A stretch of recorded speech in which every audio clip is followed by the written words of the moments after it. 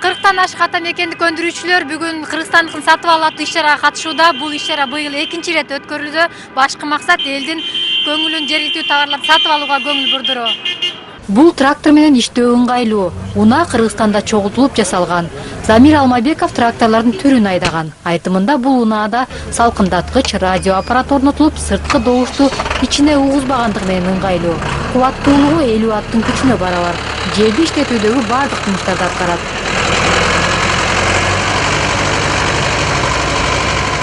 Бул сокос сүйрөйт, селка, буудай, эгин сепсе болот. Азыр көп жакшы агрегаттар чыгып атат.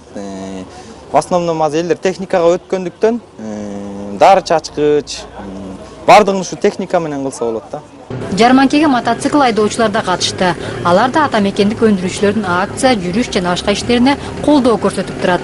Чет жактан эмес, өз жериңде өндүрүп жаткан товарларды сатып алуу өлкөнүн өнүгүшүнө кошкон салым деп эсептейт. Наше сообщество мотоциклистов Кыргызстана мы ежегодно. Биз Кыргызстандагы мотоциклисттер уюму бул иш-чарага экинчи жылы катышып жатабыз. Мекенибизде өндүрүлгөн продукцияны коомчулукка жарнамалап, колдон келген көмөгүбүздү көрсөтөбүз. Майрамдык автокербен түштүк магистралдан башталып, Алтын Ордо кичи районуна чейин уланды. Автоколоннаны шаар тургундары да коштоп, майрамдык маанайда узатып жатышты. Максаты ушул эмгек менен өнүгөбүз, өндүрүш менен өнүгөбүз. Ушу өндүрүүчүлөрдү өнүктүрүш керек.